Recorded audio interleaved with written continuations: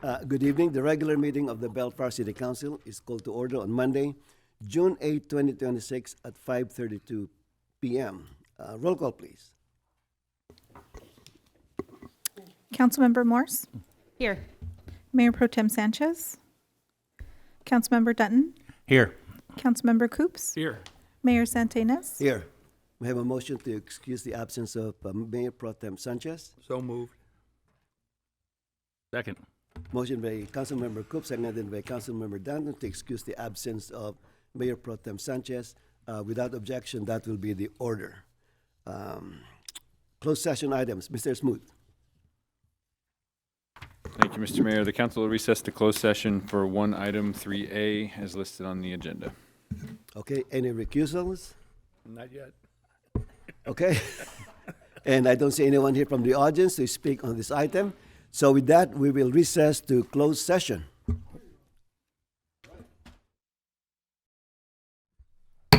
Good evening, everyone. The regular meeting of the Bellflower City Council is called to order on Monday, June 8, 2026 at 7:03 p.m. Back to open session. We are reconvening from the closed session and there are no reportable actions taken during the closed session. Roll call, please.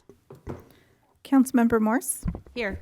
Mayor Pro Tem Sanchez, Councilmember Dutton, Councilmember Coops, Here. Mayor Santinas. Here. Is there a motion to excuse the absence of Mayor Pro Tem Sanchez? So moved. Motion by Councilmember Coop, seconded by Councilmember Danton to excuse the absence of Mayor Pro Tem Sanchez. And without objection, that will be the order. Tonight's invocation will be led by Councilmember Ray Danton, and then the Pledge of Allegiance will be led by PJ Malana, our Director of Parks and Recreation. Please rise. Please bow your heads. O Heavenly Father, please watch over our caring community here tonight as we try to make the best decision for Bellflower.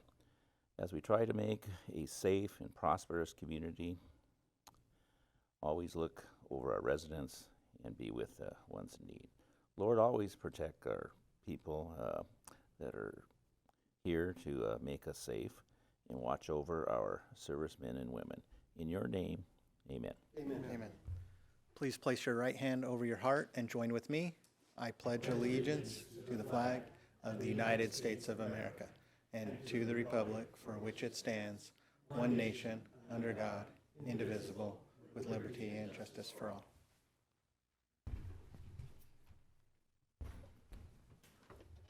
Thank you, Ray, and thank you, PJ. Next, there's no request to appear remotely from any council member. And let me start with the City Council announcements. The Bellflower Summer Street Fest is just around the corner. Starting Thursday, June 18th, we'll be kicking off 6 incredible nights of live music, dancing, and family fun right in the heart of downtown.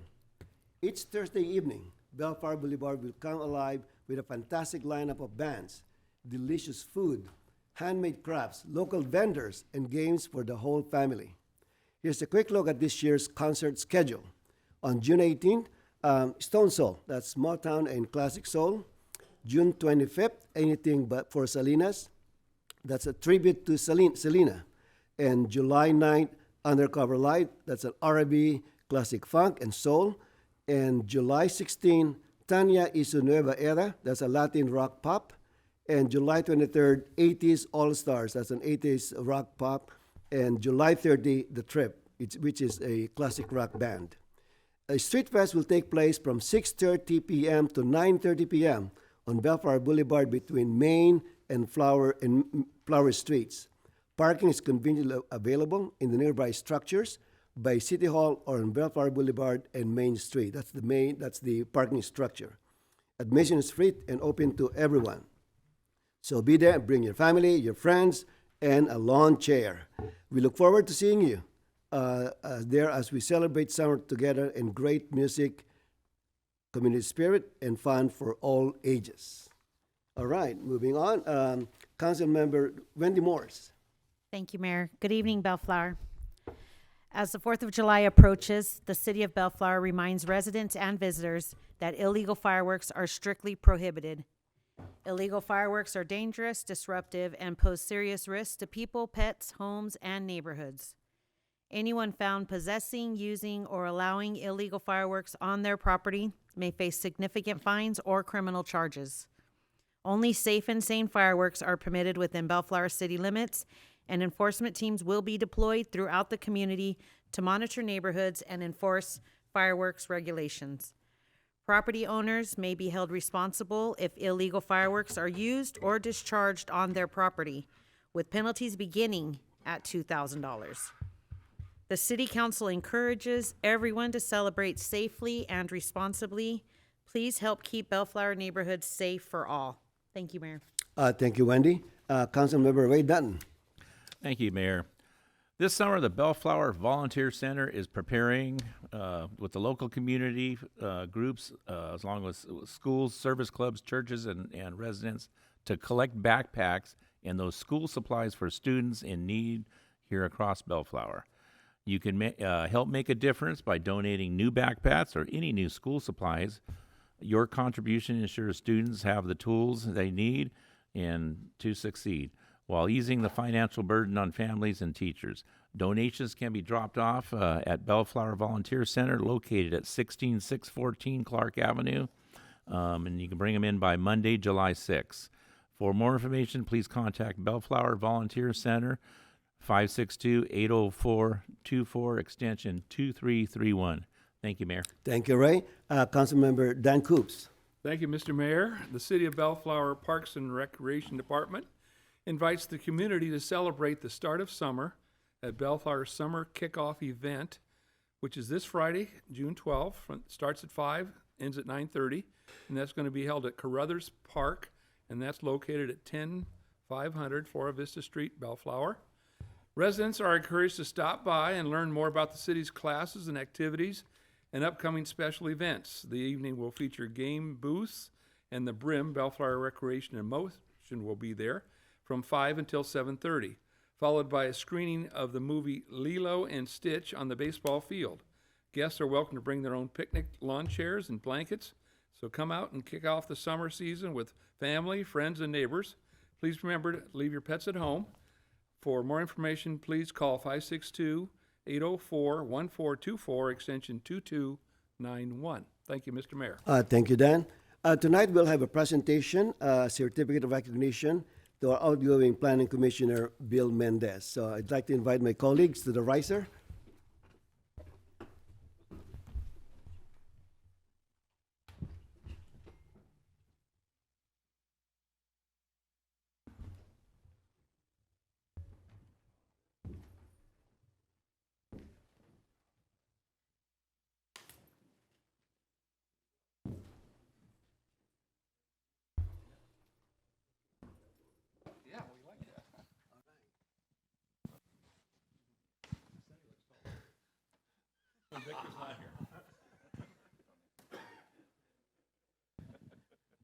Good evening, everyone. Tonight we'll be recognizing Bill Mendez.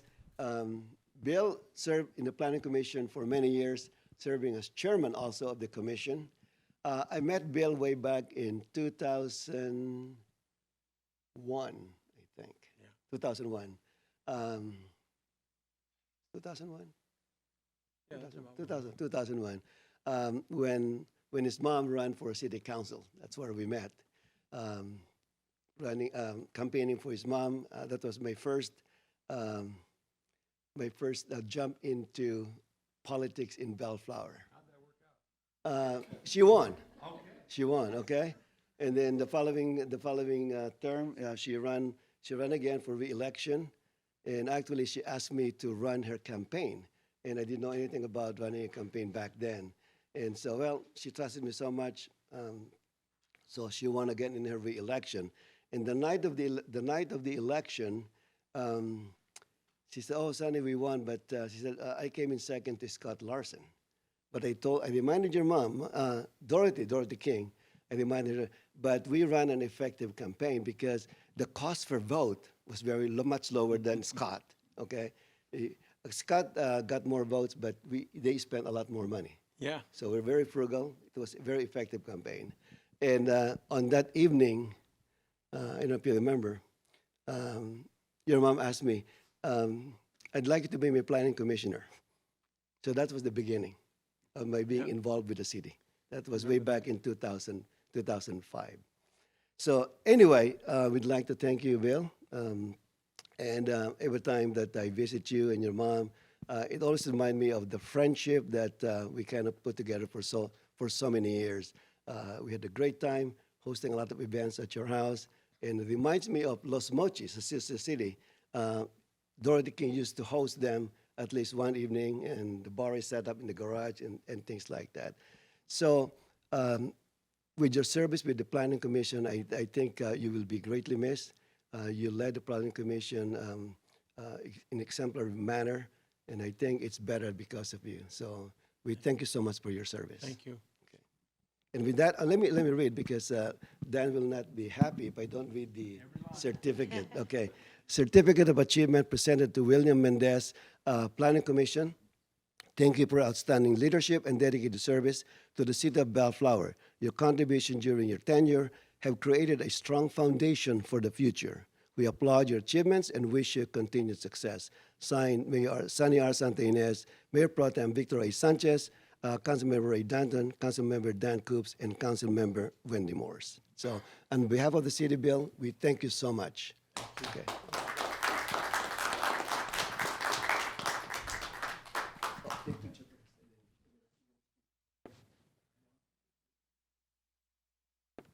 Your turn. My turn. Your turn. I just got to say it was a pleasure working with the city for the amount of time that I did, and being able to help out and make some decisions on projects that went in, like the new McDonald's went in a couple places. That one's being rebuilt right now, and some of the other things that's happened along the boulevard here. It's been a pleasure, and I really appreciate all your support and help. Thank you. You got it? You want to get all the pictures? Get one more?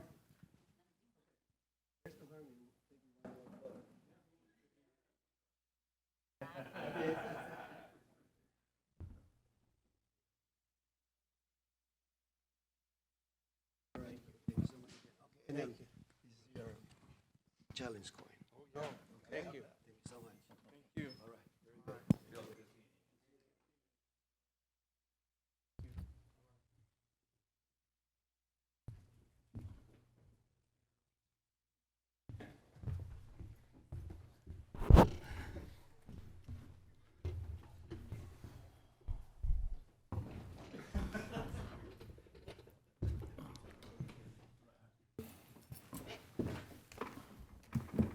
All right, our next item on the agenda is an update on the city's information technology systems. As you know, the city is spending, correction. The city is investing a significant amount of money to make our technology state of the art. So we want to highlight what's going on and get a report on the latest, because we want to bring our technology into the 21st century, more of a state of the art, because we've been lagging behind for so long. So now it's time for catch up, and hopefully we're going to be ahead of the curve. All right? So, City Manager, it's yours. Thank you, Mr. Mayor. Sergio is here. PJ can help him out. PJ's got an introduction for you, I think. All right. Good evening, Honorable Mayor and City Council members. IT Manager Sergio Todorov will update you on the city's information technology initiatives. Before he begins, I want to recognize Sergio's leadership. In 3 short years, he has moved us from a patched-together, unreliable system to a modern IT infrastructure that continues to evolve, whether we're ready for it or not. Through investments in infrastructure, cybersecurity, communications, and process improvements, IT is helping staff work smarter, improving collaboration across departments, and ensuring residents receive information and services more quickly and accurately. These efforts directly support the City Council's strategic plan by building the technology foundation for more efficient operations, improved resident service, and responsible growth. We're fortunate to have Sergio's expertise and commitment leading this work, and with that, I'll turn it over to Sergio. Thank you, PJ. Good evening, Mayor and members of the Council. I would like to present 2025-2026 Information Technology Annual Update. This presentation will highlight major technology projects that have been completed, projects currently in progress, and the future initiatives. I will also explain why these projects matter and how they add value to the city. As a quick note, I would like to mention that a lot of IT work happens behind the scenes, so this update does not include everything IT does.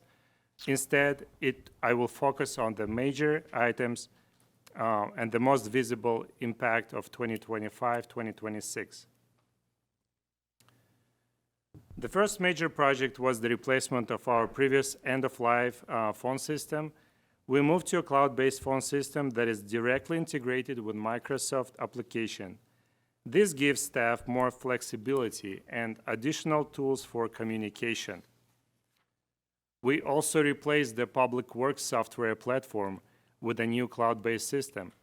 The new platform makes the request for service process easier, removes a lot of paperwork, and improves the speed and efficiency of service delivery. It also includes My Bellflower mobile app, which has become a very useful tool both for residents and city employees. Public Works and Public Safety staff can now receive, process, and complete service requests directly in the field. This project has been great success, and we have received a lot of positive feedback about this new platform. Last year, we also partnered with a new company to provide 24/7 managed detection and response services for the city. So what is it, and why is it so important? Well, cyber attacks often happens at night, over the weekend, or during extended holidays, when fewer people are watching the systems closely. With this service, we now have Security Operations Center monitoring city systems around the clock and responding to potential incidents. The remote team can not only detect suspicious activity, but also take action and quarantine computers when needed. Protecting security system requires a layered approach, and this service greatly improves our overall security. We also completed the project to extend the Wi-Fi networks to all park facilities. In addition, the networks have been made consistent, which allows city staff to roam between facilities and reconnect automatically to the same networks. We also continued investing in meeting room technology. We deployed smart interactive boards in each meeting room, which makes presentation, collaboration, and virtual meetings much easier. I have an asterisk there because this work is ongoing, and we are looking to bring more technology improvements to the meeting rooms in the future. Over the past year, we also continued centralizing software platforms under IT oversight. The main benefit is that we can bring these platforms to the right deployment standards, but also this creates better integration between systems, which makes them easier and more efficient for staff to use. The next slide shows the major initiatives we are working on right now. The first one is building permit system modernization. This is the second to the last of our oldest systems that we are working on to replace. The new system will greatly improve permit request, permit processing, and overall permit management. We expect to go live with the new system in September of this year. We are also working on GIS platform modernization. For those who may not be familiar, GIS is basically a digital city map with the different layers of data. The new platform will improve integration with other systems. Over time, it has also potential to become a central place for much of the city data. This will help with better data analysis, better visualization, and better tools for decision-making by city leadership. The release is planned at the same time as the planning software, around the September of this year. For the new Oak Center building, we are moving forward with a completely new security camera and building access system. The new system is completely integrated and includes strong tools for alerts, analysis, and reporting. Since the system is cloud-based, city staff can access it both from the office and remotely in the field. In addition, IT is involved in public safety's RFP for citywide security, camera security improvement project. The system I just mentioned is one of the options being considered, and if selected, it could potentially bring all the security cameras and access management under one platform. Lastly, I would like to mention the AI initiatives. As you're probably aware, AI is the major topic across the country right now. And we added AI tool called ChatGPT Business, primarily for directors, managers, and executive assistants to help with daily tasks, research, and overall efficiency. We are also considering other AI tools such as AI chatbot for the city website and other possible uses. You may also see AI policy and guidelines come forward for your review and approval very soon. So far, we have discussed completed and active initiatives, and now I would like to move to planned initiatives. We have already started working on replacing soon end-of-life network firewalls. This project has been planned and budgeted for, and we expect it to be completed by the end of the calendar year. As a result of this project, the city will have a new, more capable network security devices to manage and protect network traffic. Another planned project you'll probably be very excited about is council chambers and meeting room technology modernization. This project is directly related to this room and should improve the meeting experience for everyone. The IT division is working closely with Public Works Department on this RFP. The goal is to improve the audio-video technology in the council chambers, administration conference room, and the emergency operating center. This project should greatly improve the technology in these rooms and help the city better support the upcoming SB 707 requirement, which will require cities to provide option for residents to attend council meetings remotely. Financial platform modernization is the last oldest system that both IT and finance have on the radar for replacement. We have already reviewed the financial software options and selected the platform that makes the most sense to migrate to. Based on our latest conversation with the finance director, we should be able to begin migration steps this year. Finally, with all the completed, ongoing, and future upgrades, we're also acknowledging that change can be difficult to adapt to for staff members. To help with this, we are planning to improve employee training and support. Where appropriate, we will connect these training sessions with HR's ongoing effort to improve overall city staff training. This slide gives you a visual overview of the projects I just mentioned and their approximate timelines. The green shows completed projects, while orange and blue shows active and future projects. The blue line shows where we are right now. I will move to the next slide, but we can come back to this timeline during discussion or questions if needed. I would also like to provide a few updates on help desk support. The city currently has a contract with managed service provider GST for part-time help desk support, 2 days a week. With growing IT and expanding IT operations, 2 days are no longer enough to support users and daily IT operations. In addition, this agreement will expire at the end of the calendar year, and GST has indicated that they do not intend to renew it. With the growth of IT services, responsibilities, and overall additional workload, it would make more sense to have full-time help desk support. We are currently working with the city manager's office and HR to evaluate options for support coverage. On this last slide, I would like to talk about the vision and strategic plan for IT. Over the past few years, we have made a lot of progress in replacing end-of-life systems. Some of those replacements had been addressed as critical needs. Now that the infrastructure becomes more stable, we would like to work on the developing an IT strategic plan. This plan will lay out our long-term goals and align with the city's adopted strategic plan.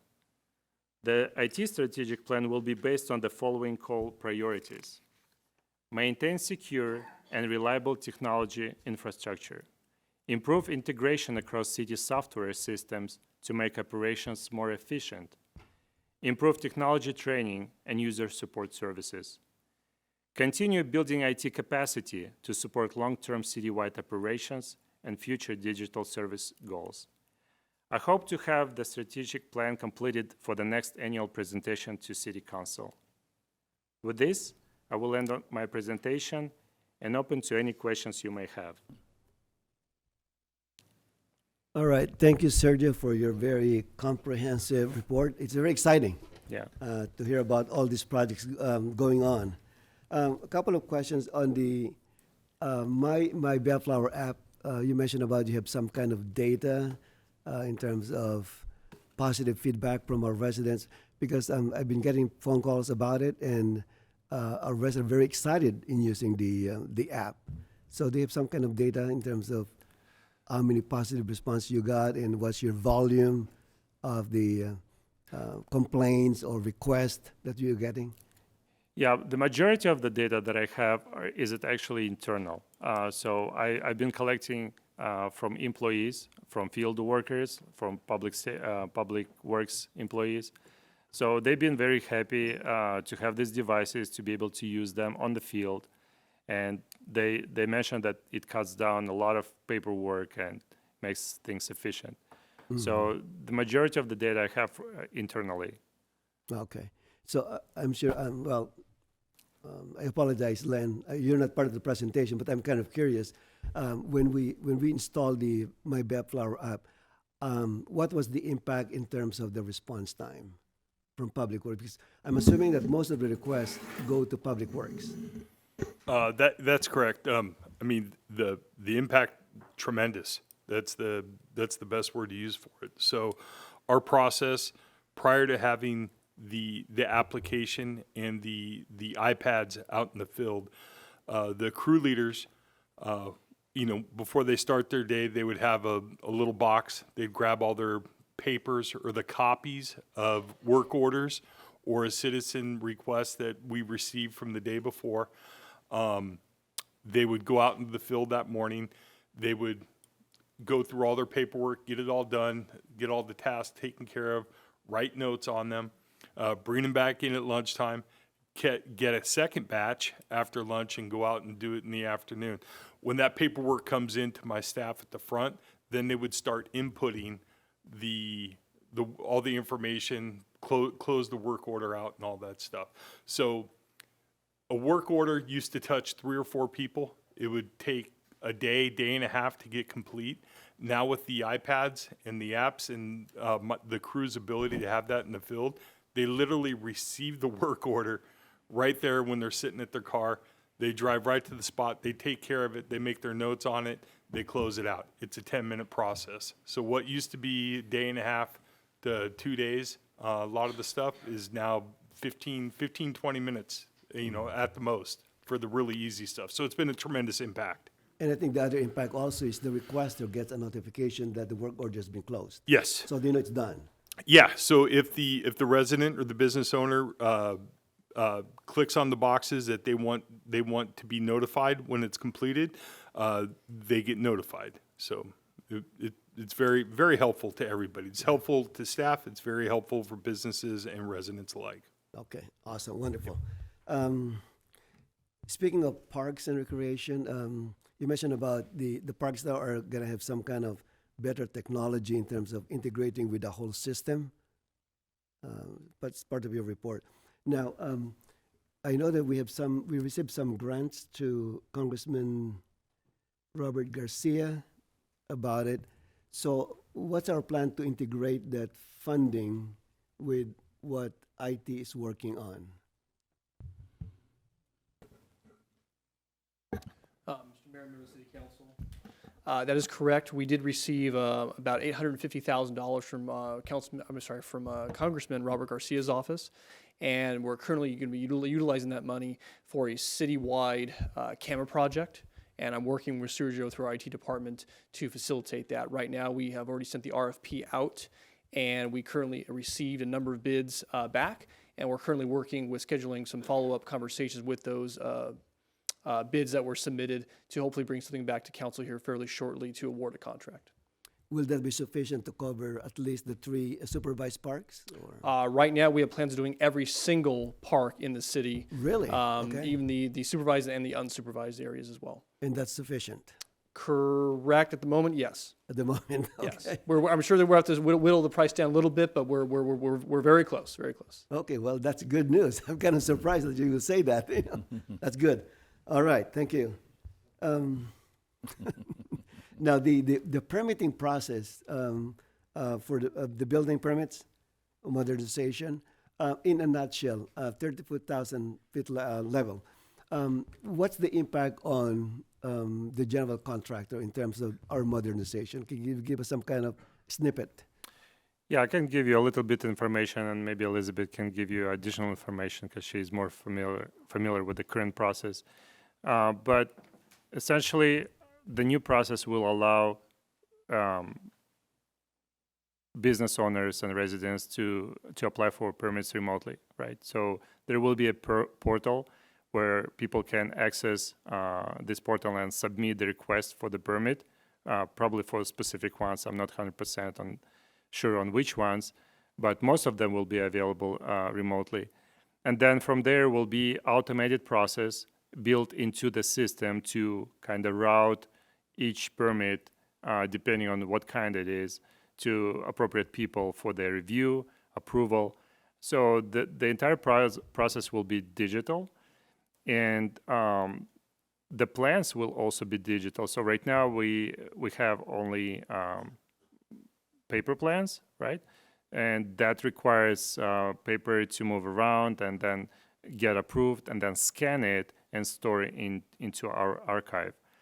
So with the new process, it will be all digital, no paperwork required, but I think will be an option for paper version if needed.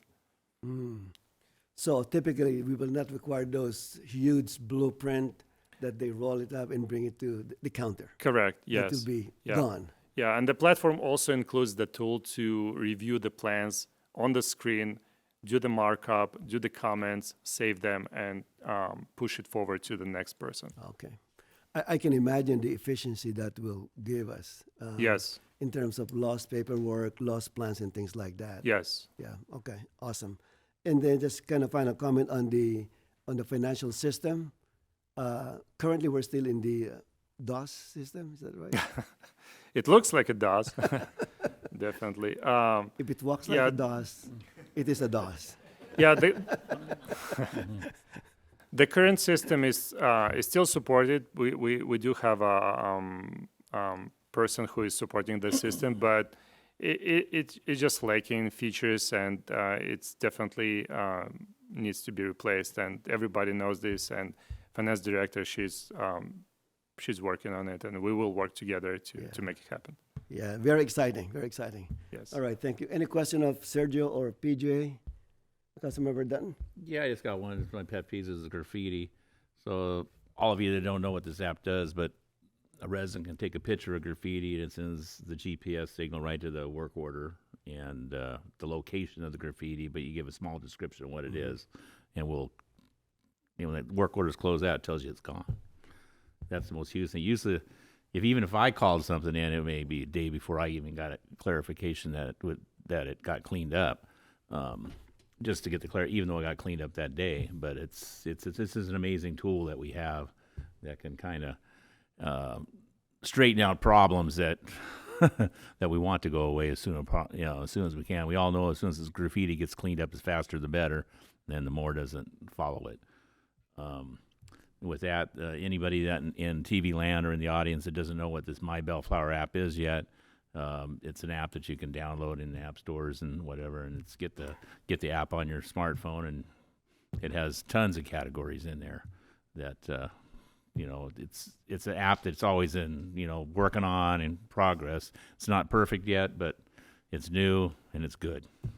That's my way on it. And I just congratulate Sergio for getting it together, and he kind of surprised us at the time that it just popped up. We were talking about it. Next thing you know, we got one. That's how good this guy is. But anyway, thank you, Sergio. Thank you. All right. Thank you. Councilmember Coops. I want to thank you, Sergio. You've really made an improvement. Like you said, behind the lines, people don't often see the things that are required to make a city run smoothly. And a lot of our things had become antiquated. And you're bringing us up to the 21st century like we belong. And luckily, we have the resources to do these things. And I'm really pleased that you've been able to stay with us and improve what we have, and really look forward to the future with you. Thank you. All right. Councilmember Morse.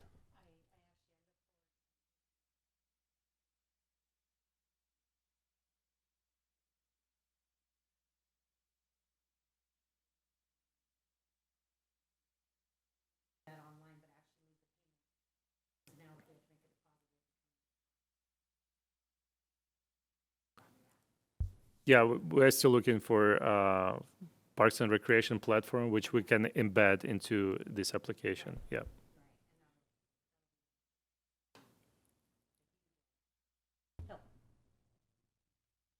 Yeah.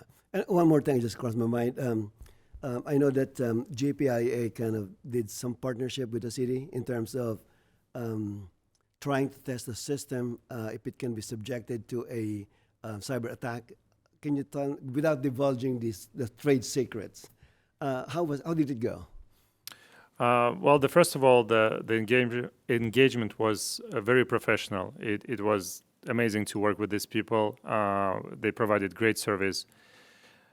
So they executed penetration testing. Basically, they tried to hack into our network, right?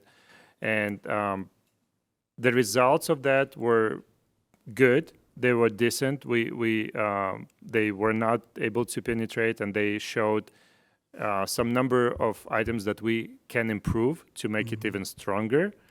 But it wasn't bad. It was decent. Okay. Back then, and it was more than a year ago. Well, yes, It's about a year. I think. It's about a year. Yeah. Mm-hmm. About a year. Yeah.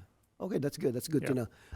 For the benefit of the audience, JPI is our insurance company. It's called the Joint Powers Insurance Authority, and we're a member of that Joint Powers, along with other cities and other townships and other districts. So it's a very professional organization that provides a lot of insurance coverage for municipalities and cities. So, all right. With that, any other question?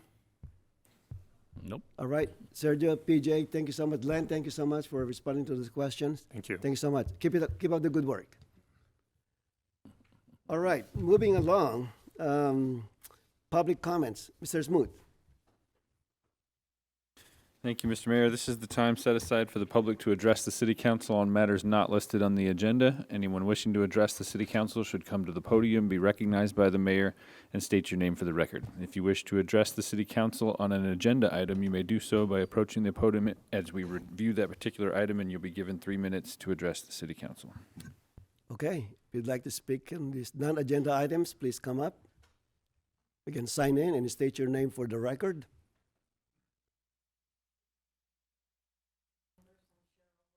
Good evening, Cheryl. Question. Oh, thank you. My fiance and I went and walked around Thompson Park the other day a few times, and we noticed there's work going on in the outside pool, and we were kind of wondering what was being done to it.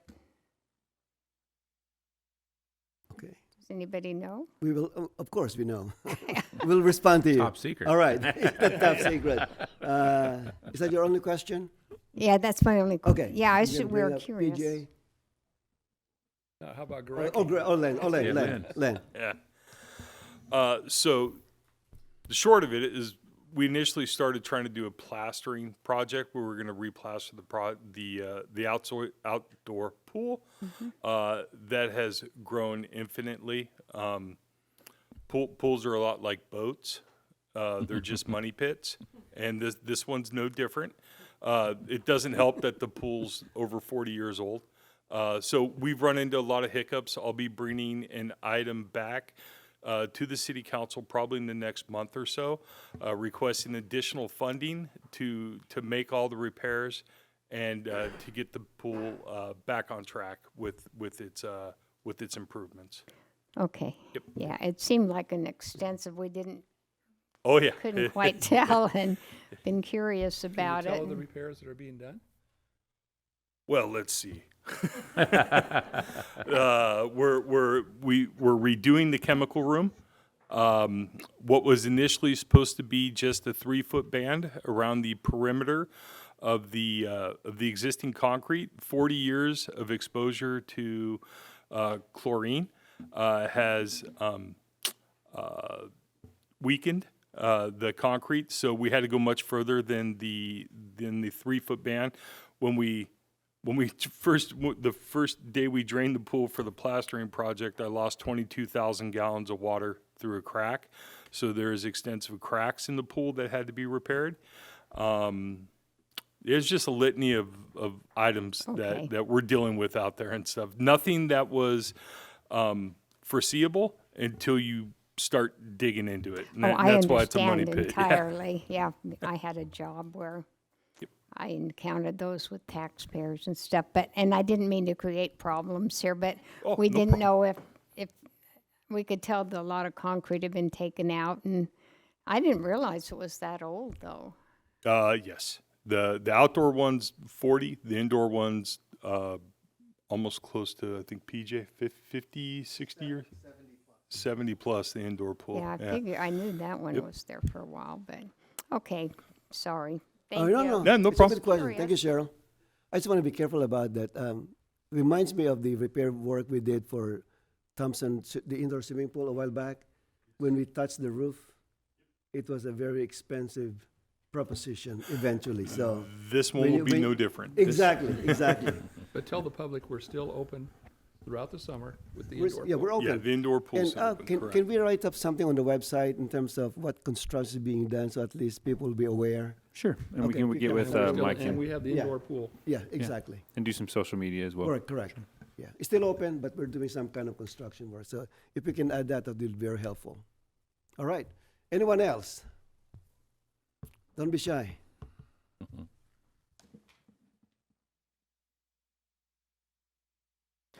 Good evening, Mayor and City Council. Oscar Villagomez, Brecken State Library. So I'm here to announce the start of our Lunch at the Library program. So we're having it again this year. It's a great program. It'll run from June 16th, so next Tuesday, and go through August 7th. It'll be Tuesday through Friday from 12 to 1, or until we run out of lunches. It is for kids 0 to 18. There are no requirements. The only requirement is that they must eat the meal at the library. And the meals come with the milk, an entree, and a fruit. So June 16th to August 7th. And what's the age group that can 0 to qualify? 18. Okay. Mhm. All right. Can you remind the listening public the days that the library is open? So we're open Tuesdays through Saturdays, but we'll only have lunch from Tuesday through Friday. Okay. So we won't have lunch on Saturdays Okay. from 12 to 1. Very good. Thank you. Thank you. All right. Anyone else?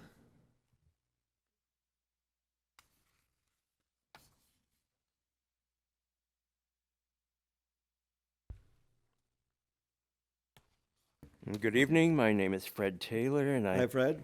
Hello there, Sonny. I noticed that Lakewood has adopted e-bike rules and regulations, and I'm wondering if Bellflower will be doing the same for this much-needed situation. Okay. City manager?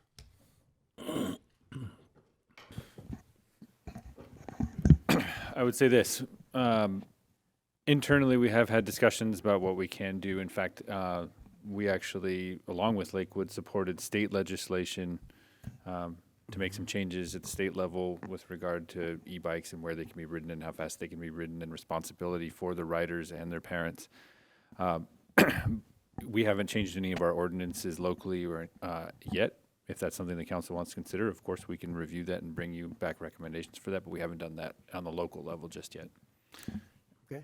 Yeah, I would just reiterate that what the city manager just stated as it's without doubt a possibility that we could bring back to council some rules and regulations. Knock on wood, hasn't been too big of an issue here in Bellflower as of yet. Myself and my manager just met with the school district a couple weeks ago, and we talked about e-bikes and the kids riding them to schools and whether or not that'd be something that schools actually approve for them to be doing that. And they were somewhat unknown of what each school was allowing, or even if the district allowed it in and of itself. But without doubt, we could bring something back to the council should that be the wish. Okay. All right. Thank you. So the long and short of it is we're looking into it. All right. Anyone else? Okay. Moving along. Public hearings. Item 12A. Can we do 12A and 12B together? All right. Mr. Smoot. Thank you, Mr. Mayor. These two items, yes, you can do them together is the answer to your question. The recommendation for both of these items is that we continue them to your next meeting. If that's your wish, we can plan for the next meeting.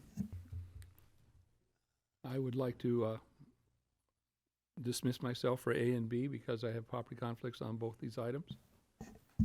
Can we just continue the item without opening the public hearing? Okay. Okay. I'll second it. Motion by Councilmember Moore, seconded by Council Danton to continue items 12A and 12B into the next meeting. Roll call, please.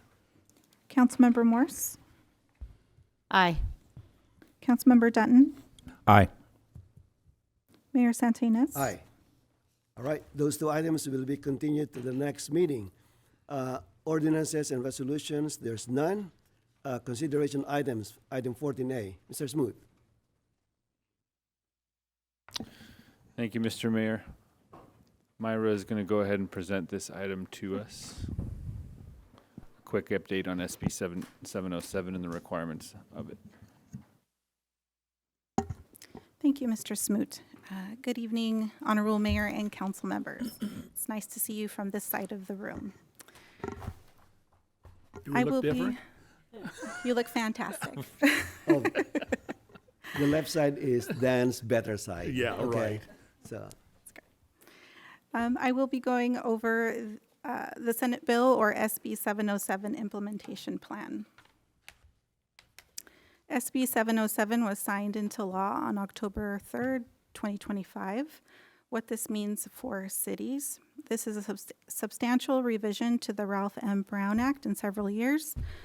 There are new agenda posting and meeting requirements, including but not limited to translations, outreach, and hybrid meetings. These are new unfunded mandates, and additional cost in some meeting support areas may be needed. Phase 1 requirements took effect January 1st and apply to all legislative bodies, so these trickle down to the city's commissions as well. All Phase 1 requirements are met. Phase 2 requirements are what we are currently working towards. These will take effect on July 1, 2026, and only apply to eligible legislative bodies. We'll go over the implementation plan on how we intend to reach compliance for each of the Phase 2 requirements. First, I want to show the definition of eligible legislative body as it is written in the Brown Act. Bellflower qualifies as an eligible legislative body per sections A and C of the definition. A city council of a city with a population of 30,000 or more, and a city council of a city located in a county with a population of 600,000 or more. This is a chart from the United States Census Bureau. All cities in LA County qualify as eligible legislative bodies per Section C, as well as many other cities and many other counties. This is just a snapshot of a few. Mandatory remote public access. Staff has selected Zoom webinars to accomplish this requirement. The meetings will be hybrid, both in person here in the council chambers and online via Zoom. It will look and feel much like it did during the COVID pandemic. We used Zoom meetings during the pandemic, and we were successful in providing remote public access while protecting the meetings from Zoom bombings and disruptive behavior. We selected Zoom webinars, which will offer more background controls for staff to manage speakers and presenters, as well as offering the closed captioning services that are now required. Zoom webinar goes a step further and offers translated closed caption services as well. Teleconference disruption policy. If there is a disruption in internet service or virtual platform during the meeting, the city must pause the meeting proceedings for at least 1 hour and make a good faith effort to restore the service. If service remains unrestored after 1 hour, council must take action to adopt a finding that the public interest in continuing the meeting outweighs the public interest in remote public access. This policy is incorporated into the city's meeting rules of procedure along with other virtual meeting protocols and included in the draft resolution 2620. Other minor adjustments were made to the meeting rules of procedure as noted in the red line version in your staff report. Translation of agendas. Based on census information, translation of agendas into Spanish will be required. We intend to use Google Translate to facilitate automated translations of the agenda. A disclaimer will be included on translated agendas to note that automated translation is being used as allowed by SB 707, and the city is not liable for the accuracy of the translation. Only the agenda needs to be translated. Agenda materials do not need to be translated. Public translation of agendas. Staff will allocate space near the current posting locations in the lobby and front windows of City Hall to allow for placement of public translations of agendas. All agendas posted by the city and the public will be removed promptly following the city council meetings. To avoid confusion or misinformation, a disclaimer will be added to posting locations of public translated agendas to make clear to the public that the translations listed there are not provided by the city. Meeting translation support and outreach. Staff will modify standard language on the agendas to include reasonable accommodation language for translation requests. An agreement is in place with Language Network for interpretation services at council meetings as needed. This agreement is currently funded at a not to exceed total amount of $3,000 and may need to be increased at a future date. Additional reasonable outreach efforts are documented in the SB 707 implementation plan and included on this slide. City Council meeting information will be included in social media posts and quarterly City Life magazine and monthly City Life Now newsletters. We are also working on an update to the Meetings and Agendas webpage to include additional information about how to participate in City Council meetings. There is a Google Translate feature on the website, so the public can translate the information as needed.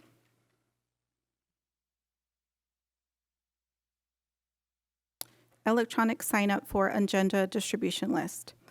The agenda distribution list was started in 2017. There are currently about 98 individuals signed up. The agenda is distributed via email shortly after posting.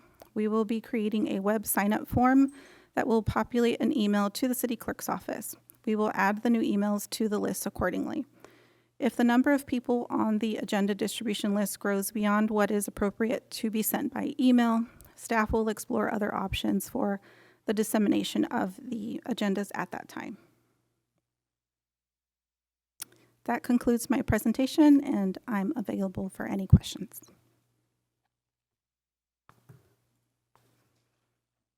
It's very exciting.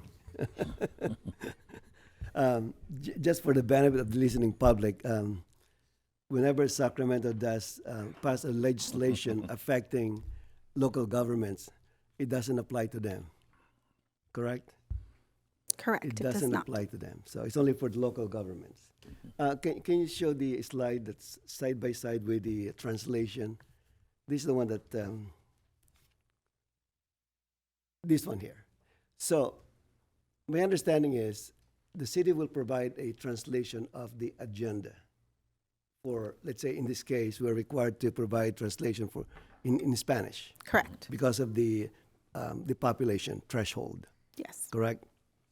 And the public can also provide translation, Correct. correct? So it's going to be side by side.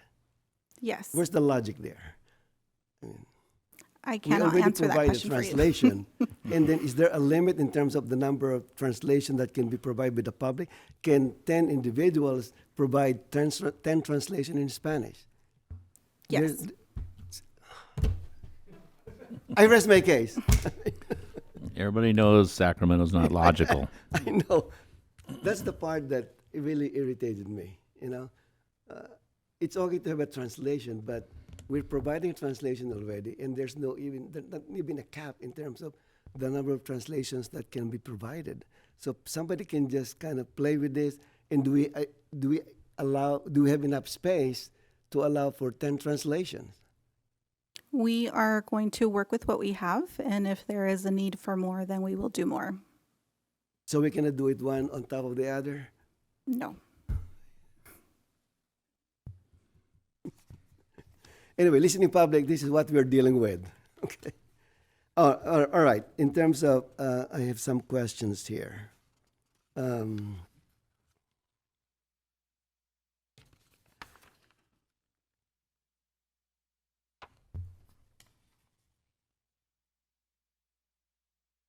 What was that? In terms of the on page 4, the new request to appear remotely, it says up to a maximum allowed usage of 5 remote uses per year per council member. So a council member can call in, can participate remotely 5 times in a year. That is for the just cause Just provision cause, for just cause. teleconferencing. Like, for example, let's say childcare, illness, and things like that, right? Yes, they have to be applicable to the causes or the Correct. It has to be reasons. justified. Yes, correct. Is that calendar year or fiscal year? That would be calendar year. So city clerk you have to track that. Yes. And so what happens if a council member exceeded 5? He or she cannot participate anymore?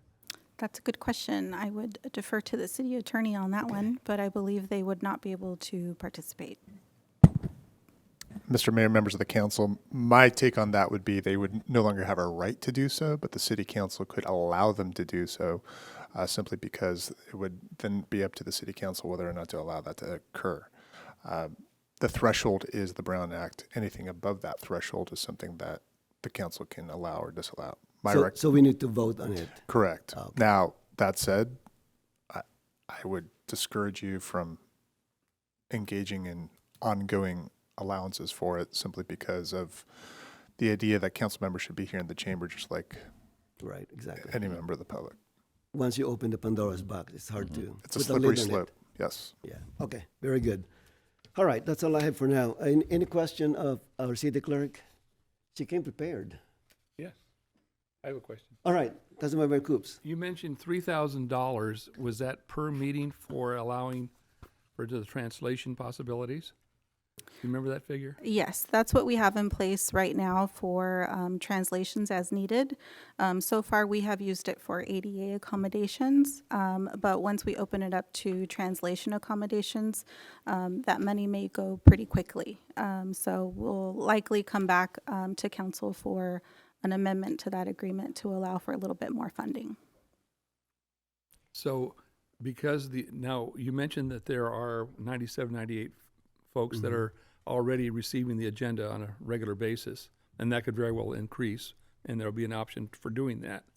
When the agendas are sent out, is that the point in time, in English, I suppose, that the translations would occur, the 10 potential translations, or when do the translations, are they made? For the translation requirements for the city, Or for the meeting, So you put out the agenda, say, on Thursday for our Monday night meeting. Yes. And so that would be when the 98 current folks are getting their agendas. Then they need to have a chance to look at that English agenda and change it into the Spanish version and have it ready for the Monday night meeting. Am I following that correctly?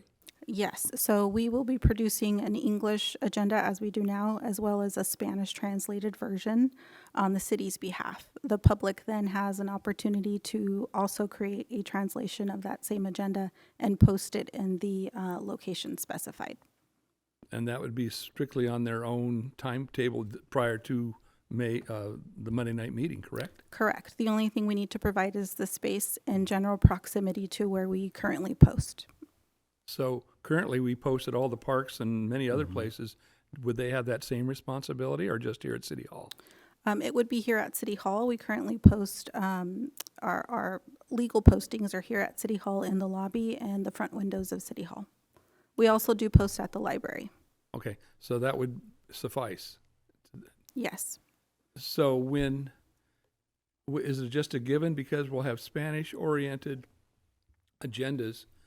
We'll be encouraging the citizens that have primarily Spanish skills to participate in our meetings. Am I reading that correctly? I believe so. That is part of the outreach efforts as well. So will we then have someone every week allowing, Sonny does Spanish better than any of us. It's a car wash Spanish, but that's okay. We need a translator is what I'm trying to tell you. It would be upon request. So we would be adding Whose language. request, the counselor or those that come forward? The public. The members of the public would have to request, and then we would respond to that request. It would have to be within reasonable time for us to respond, but that would be the importance of having that agreement in place on an as-needed basis. Okay. Well, I can see this is going to be a whole new day for us, isn't it? I believe so. And what's oriented is whatever your population and language beyond English is primarily. So if the Filipino population was larger than the Spanish population, that would be the orientation towards the language, correct? We're going based off of the census information. And you only yes. have to provide for the biggest or largest amount of those constituents? There is a specific language There's a threshold. threshold. There's a threshold. Is it 20%? Yes, I do. 30%. I did put of the a slide here population. for myself so that I could remember. It would be language, according to the census, spoken jointly by 20% or more of the applicable population, provided that 20% or more of that population speaks language less than very well. Oh. So it's a very specific parameters. Okay. Well, I don't think we'll need a Dutch translator. Yeah.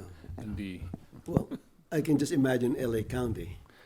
right, if the translator that you're requesting that we have on site to translate live To and in communicate with those that would come forward. person, we would provide translation for the languages that we post the agendas in.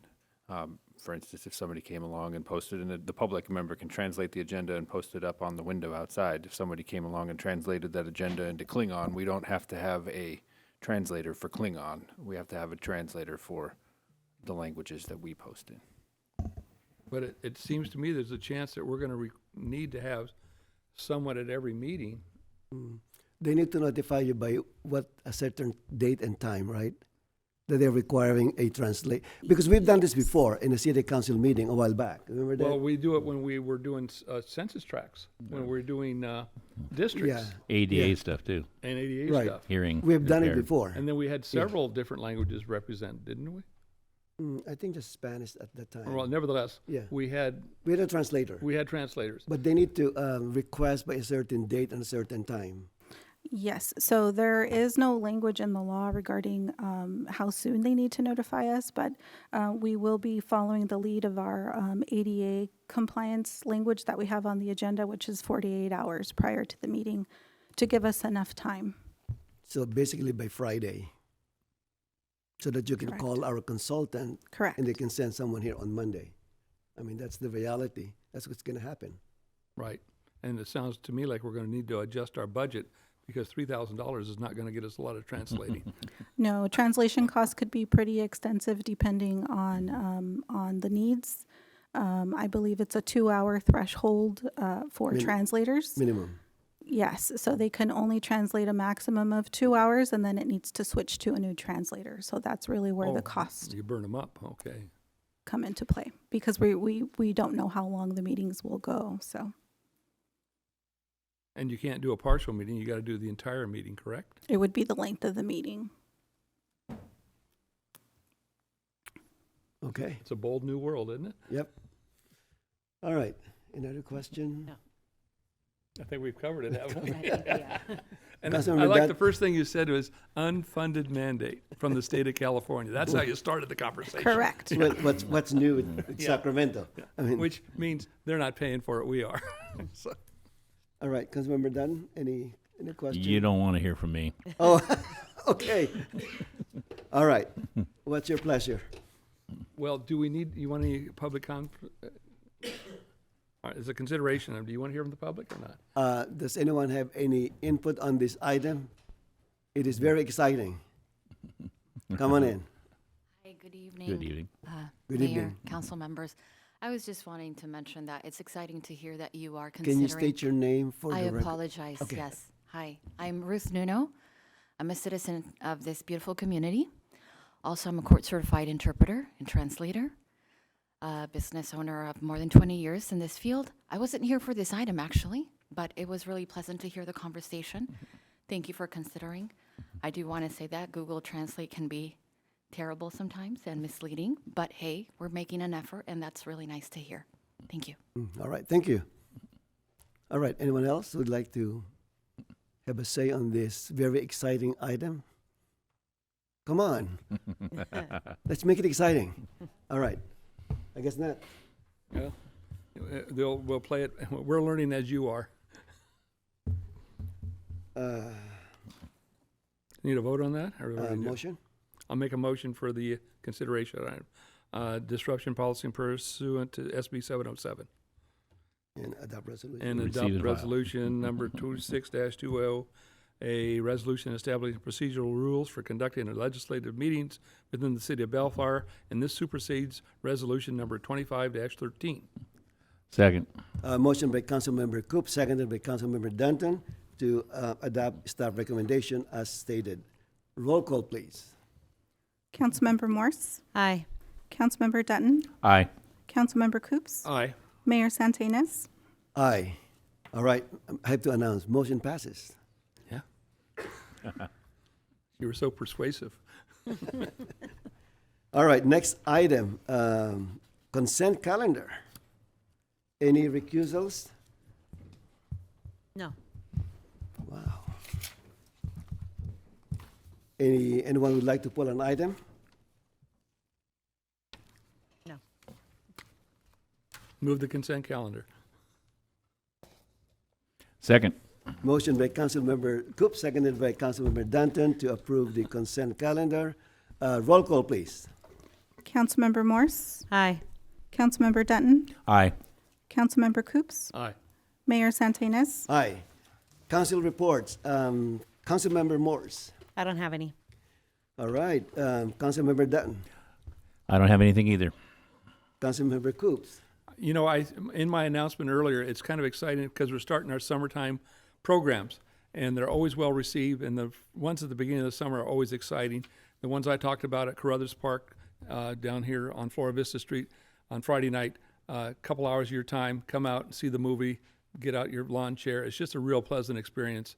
I'll be walking around there to see what's going on. I'm sure the mayor and some other council members, Wendy wants to come. But it's always very pleasant experience. And then we'll follow that up, of course, by the following week. We'll start our street fests. And that's always 2,000 or 3,000 people just having a great time on Bellflower Boulevard. So I can't encourage you enough that now we're into the throes of summer. Now is the time to really have a good time, and this will run all through summer until we get to fall. And I look forward to a great experience throughout the year. That's all I have. All right. Thank you, Councilmember Coops. My comment here, on a very sad note, I'd like to adjourn this meeting in memory of Bomu Sat. Bomu Sat commonly known as Bo, was born on September 25th, 1953, and passed away on March 19, 2026, at the age of 72. He was raised in the South France before moving to California with his beloved wife, Eugenia, in the 1970s, where they made their home in our neighboring city of Lakewood. Alongside with daughter, Mimi, Bo fulfilled a lifelong dream when they opened Bo's Cigar Lounge, beginning a successful partnership that would span for more than 2 decades. If you don't know, Bo Cigar Lounge is located on the west side of Bellflower Boulevard, just south of Oak Street. After establishing 2 successful lounges in Los Angeles County, Bo was drawn to Bellflower, where he seized an opportunity to create a cigar lounge he'd always envisioned. Combining the best elements of his previous locations, he created a place where people gather, build friendships, and feel a true sense of belonging. The terminology Bo knows is not just a byword. It became the lounge's well-known slogan, reflecting not only Bo's knowledge of cigars, but also his remarkable ability to know and connect with everyone who walked through the door. I met a lot of people who are from neighboring cities that I'm sure would have never come to the city of Bellflower without Bo. I think he was like a magnet.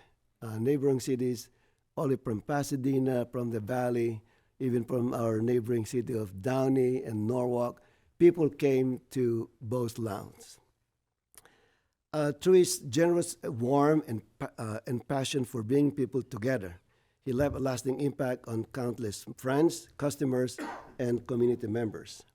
Bo will be remembered for his entrepreneurship, love of family, and the welcoming environment he created for all of us. He is survived by his wife, Eugenia, who is here tonight, his daughter, Mimi Valenzuela, son, Mo, 4 grandchildren, and then many people that he touched over the years. And as I was saying earlier, he made a tremendous impact in our community, not just as a business, but as a person that you can relate with. And that's what makes Bo's Lounge very, very different. Bo is just synonymous to the lounge, if I can use that terminology. Again, it's just like a magnet that people get attracted to, not just because of the cigar, but because of the community that he built around this business. It's not just his business, it's his passion. It is his passion. He loved it, and it just showed that he cared for the people that are around him. So tonight, we will adjourn this meeting in memory of Bo to the next regular meeting of the Bellflower City Council at 5:30 p.m. on Monday, June 22nd, 2026. So this meeting is now adjourned.